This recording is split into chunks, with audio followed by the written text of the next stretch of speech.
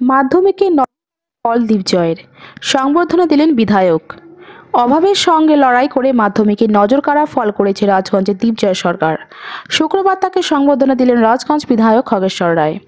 রাজগঞ্জ ব্লকের সুখানী গ্রাম পঞ্চায়েতের স্কুল পাড়ার বাসিন্দা মিঠুন সরকার ও দীপা সরকারের ছেলে দীপজয়। সে রাজগঞ্জ মহেন্দ্রনাথ উচ্চ বিদ্যালয়ের ছাত্র। মাধ্যমিকে তার প্রাপ্ত নম্বর 664। আগামীতে ডাক্তার হওয়ার ইচ্ছে রয়েছে তার।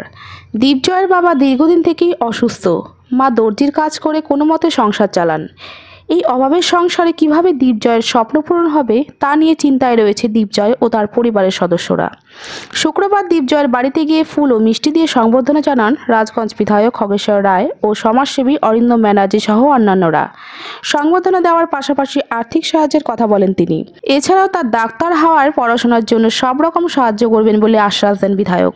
একটা বিরাট আনন্দের বিষয়, নিশ্চয়ই তোমরা জানো গতকাল 2024 যে মাধ্যমিক পরীক্ষার রেজাল্ট আউট হয়েছে, তাতে রাজগঞ্জ বিধানসভার অন্তর্গত সুকানি অঞ্চলে আমাদের রাজগঞ্জ MN হাই স্কুলের একজন ছাত্র দীপজয় সরকার 664 পেয়েছে।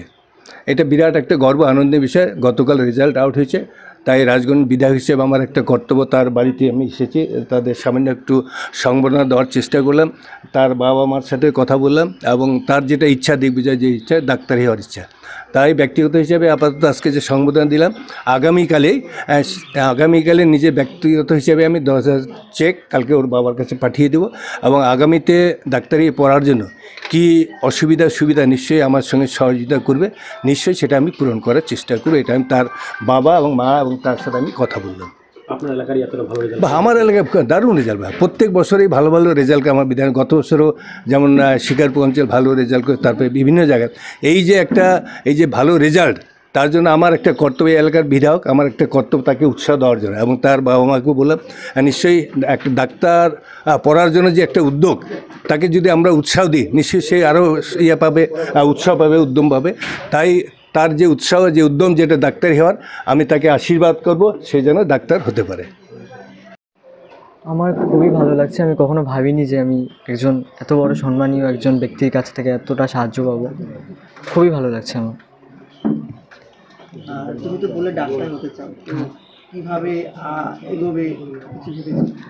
সবাই আমার পাশে, মানে আমাকে যতটা সাহায্য করছে, আমার মনে হয় না আমার আর কোনো সমস্যা হবে। আমি এখন তোমার লক্ষ্যে দিয়ে বোঝাতে পারবে? হ্যাঁ, আমি চেষ্টা করব। আমি আমার 100% দিয়ে চেষ্টা করব।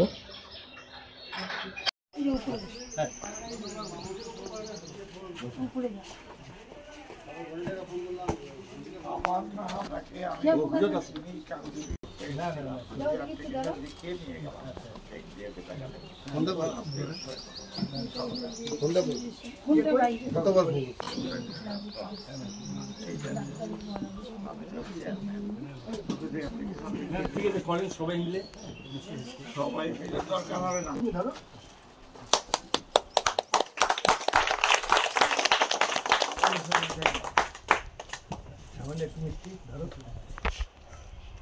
এই খগেশ্বর